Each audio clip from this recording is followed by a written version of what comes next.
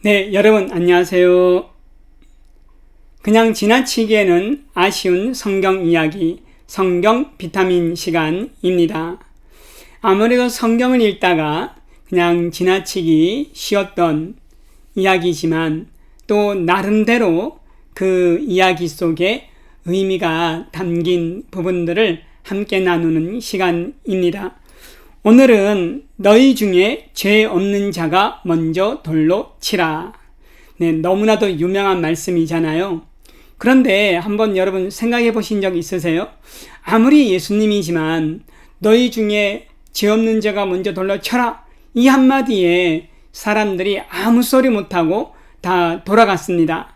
좀 이상하지 않나요?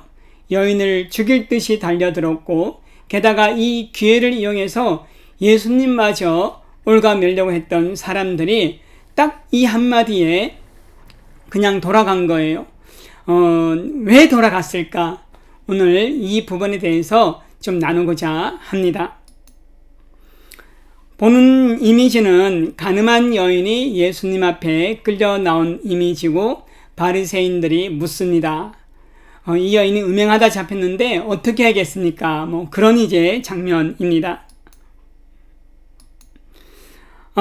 이들은 아마 드디어 이제 이 예수를 꼼짝 못하게 만들었다라고 생각을 했을 겁니다. 그들의 질문은 이것이죠. 음행 중에 현장에서 잡힌 여인을 어찌하오리까? 죽여야 될까요? 살려야 될까요? 사실 이들은 음행한 여인을 물론 율법에는 돌로 죽여라 투석형이 이렇게 되어 있지만 함부로 죽일 수는 없었습니다. 왜냐하면 예수님 시대에 사람을 죽일 수 있는 권한이 유대인들에게는 없었습니다. 그 권한이 누구에게 있냐면 바로 로마 총독에게 있었습니다. 그래서 예수님을 빌라도 법정 앞에 세웠을 때에도 우리는 사람을 죽일 수 있는 권한이 없나이다 라고 제사장들이 빌라도에게 이야기를 하잖아요. 그래서 만약에 예수님이 죽여라, 율법대로 죽여라 이러면 당신은 가이사의 명을 어겼다 이러고는 이제 빌라도 법정으로 끌고 가서 고발할 자세고, 만약에 사랑하고 용서해라 이렇게 했다면 당신은 율법을 정면으로 어기는구나, 율법을 멋대로 하는구나 이렇게 하고 이제 종교 회의에서 최고의 기관인 산헤드린 공회에 고발할 그런 이제 마음이었겠죠.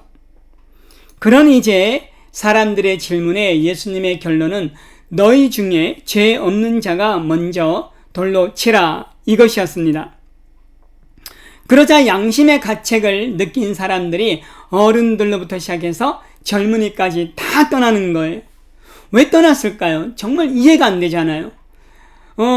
정말 이 여인을 죽일 수도 있었고 아니면 예수님한테 막 따지고 들 수도 있었을 텐데 아무 소리 못하고 떠난 겁니다. 왜 그랬을까요? 어떻게 말 한마디에 그냥 갈 수 있었을까? 네. 이 이야기를 이해하기 위해서는 시간적인 배경을 이해를 해야 됩니다. 요한복음 7장 2절에 유대인의 명절인 초막절이 가까운지라, 초막절이 이제 가까웠다는 거예요. 그리고 요한복음 7장 37절에 명절 끝날, 이 명절 끝날은 어떤 명절일까요? 당연히 초막절이죠.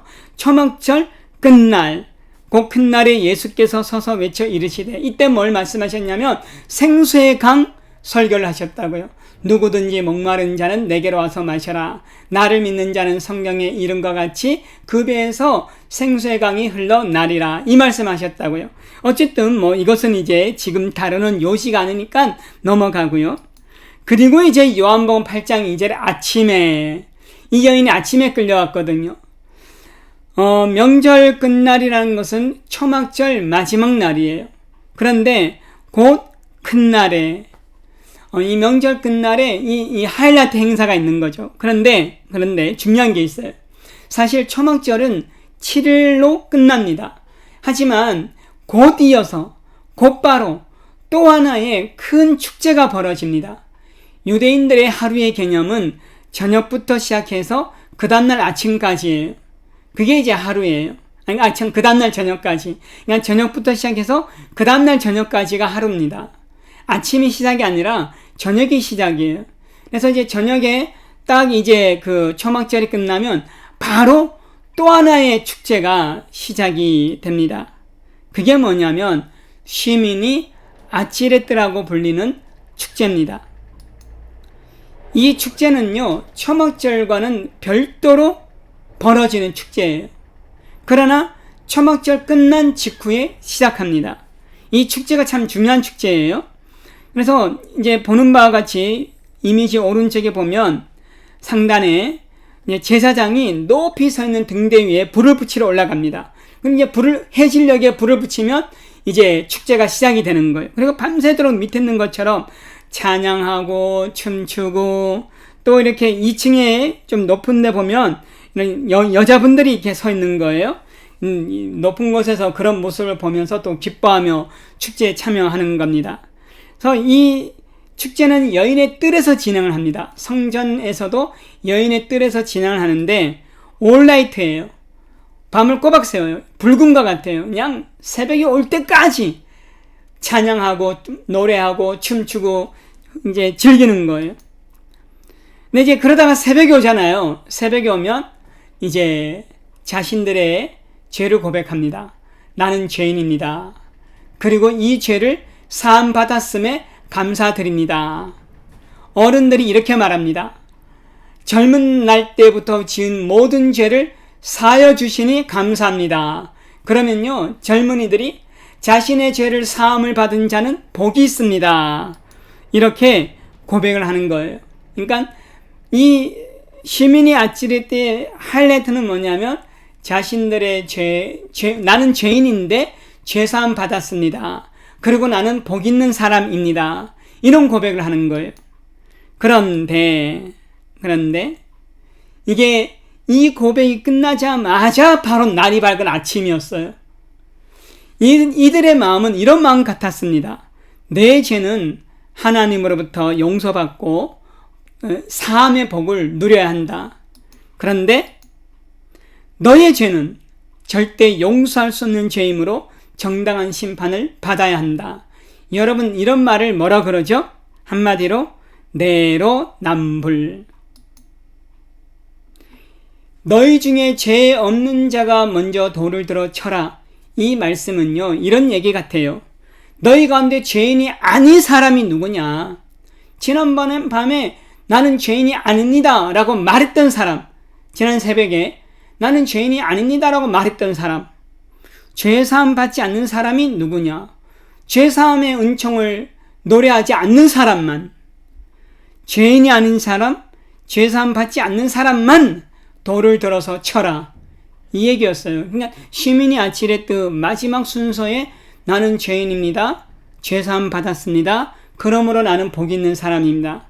이렇게 고백해놓고 불과 얼마 지나지 않아 아침에 죄를 지은 여인을 돌로 치려는 그 모습을 보시면서 예수님께서 죄 없는 자가 먼저 돌로 쳐라. 즉 너희가 지난 새벽에 죄인이 아니라고 한 사람, 죄사함 받지 않아도 되는 사람, 그런 사람만, 의인인 사람만 돌을 들어 쳐라.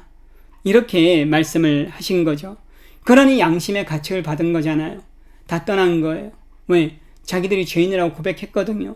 죄사함의 고백을 했거든요. 사실 이 가늠하다 잡힌 여인은요, 정죄가 목적이 아니에요. 그렇다고 야 너네 다 죄인이잖아, 뭐 꼭 이렇게 콕 집어 말하기 위함은 아니지만 사실은 모든 사람이 하나님 앞에 죄인임을 다시 한 번 더, 그들이 축제 새벽에 그렇게 고백했지만 다시 한 번 더 깨닫게 하시는 주님의 가르침이셨던 거죠. 중요한 것이 있는데요, 정죄가 아닌 용서와 기회가 또 이 이야기의 또 다른 핵심이라는 거죠. 예수님께서 이 여인에게 이렇게 말씀하시잖아요. 나도 너를 정죄하지 아니하노니 가서 다시는 죄를 짓지 말아라. 예수님은 이 여인을 정죄하지 않아요. 오히려 이 여인을 용서하시고 새로운 삶을 살 수 있는 기회를 주시는 거예요. 그래서 저는 이렇게 말씀드리고 싶습니다. 정죄는 갈등과 상처만 남기고, 용서와 기회는 치유와 회복의 가능성을 남긴다.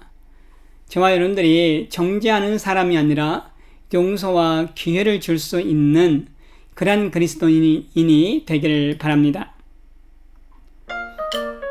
네, 오늘 어떠셨나요? 너희가 죄 없는 자가 먼저 돌을 치라. 그러자 그들이 떠나갔습니다. 이제 왜 그들이 떠나갈 수밖에 없었는지, 이 한마디가 어떤 의미를 가지고 있는지 좀 도움이 되셨나요? 앞으로도 여러분들과 함께 더 나은 신앙의 묵상을 하도록 노력하겠습니다. 들어주셔서 감사합니다.